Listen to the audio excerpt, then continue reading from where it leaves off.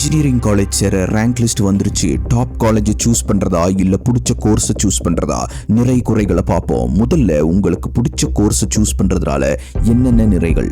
ஆட்டோமேட்டிக்கா அந்த கோர்ஸை படிக்க ரொம்ப இன்ட்ரெஸ்டாகவும் மோட்டிவேட்டடாகவும் இருப்பீங்க. அதனால நீங்க இன்ட்ரெஸ்ட் எடுத்து படிப்பீங்க. போர் அடிக்கவே அடிக்காது.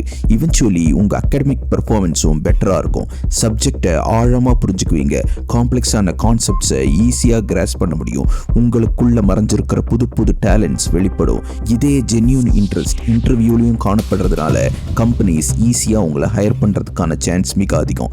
4 வருஷம் படிச்சதுக்கும் அதுக்கப்புறம் அதே துறையில கண்டினியூ பண்ணா நீண்ட காலத்துக்கு பிடிச்ச விஷயத்த படிச்சோம் அதே துறையில வேலை செய்யறோங்கிற சாட்டிஸ்ஃபேக்ஷனும் சந்தோஷமும் இருக்கும். இதே இன்ட்ரெஸ்ட் உங்களை மேலும் மேலும் உயர்த்தும். இப்போ பிடிச்ச கோர்ஸை சேர்ந்து பெஸ்ட் காலேஜை சூஸ் பண்ணாம விட்டோம்னா என்ன குறைகள்னு பார்ப்போம். உங்களுக்கு பிடிச்ச கோர்ஸ்ல சில சமயங்கள்ல இனிஷியல் சேலரி growthம் கொஞ்சம் குறைவா இருக்க வாய்ப்புள்ளது. சில சமயங்கள்ல வேலை வாய்ப்பு கிடைக்க கொஞ்சம் டைம் எடுத்துக்கலாம். இப்போ பிடிச்ச கோர்ஸுக்கு பதிலா நல்ல காலேஜ்ல கிடைக்கிற ஏதாவது ஒரு கோர்ஸை எடுத்து சூஸ் பண்ணி படிக்கிறது மூலமா உள்ள நிறைகளை பார்ப்போம்.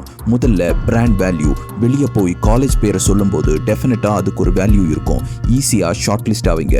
மென்டர்ஷிப், இன்டர்ன்ஷிப், ஜாப் பிளேஸ்மெண்ட்ஸ்னு பெட்டர் ஆப்பர்ச்சுனிட்டிஸ் கிடைக்கும்.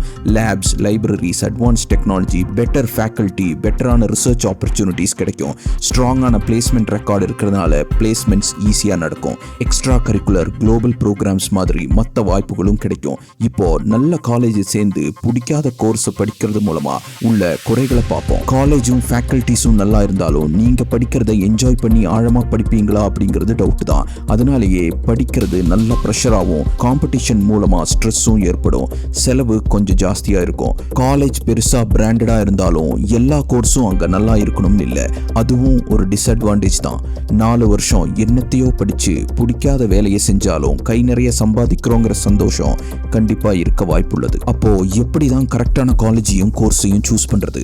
ஒரு பேலன்ஸா இந்த விஷயத்தை அப்ரோச் பண்ணுங்க.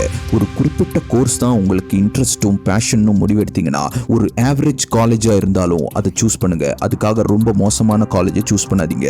உங்களுக்கு பிடிச்ச கோர்ஸா இருந்தாலும் அங்க எந்த அளவுக்கு உங்களால கத்துக்க முடியுங்கிறது டவுட் தான். அதே எந்த கோர்ஸ் எடுக்கிறதுன்னு தெரியலன்னா கோர்ஸுக்கு பதிலாக நல்ல காலேஜை சூஸ் பண்ணுங்க.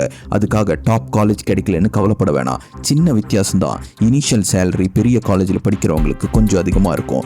மற்றவங்க அவங்க கரியர் ஆரம்பிச்ச பிறகு அந்த துறையில் ஆழமாக கற்றுக்கிட்டு ஈஸியாக முன்னேறி மற்ற காலேஜ் ஸ்டூடெண்ட்ஸ் விட அதிகமாக சம்பாதிக்க முடியும். அதனால உங்களுக்கு என்ன முக்கியம்? சேலரி அண்ட் சேலரி growth அல்லது லைஃப் லாங் சாட்டிஸ்ஃபேக்ஷன் அப்படிங்கிறத நீங்க தான் சூஸ் பண்ணணும். ஒரு புக்கை எடுத்து உங்களுக்குள்ள நீங்களே கேள்வி கேட்டு இதுக்கான விடையை கண்டுபிடிங்க.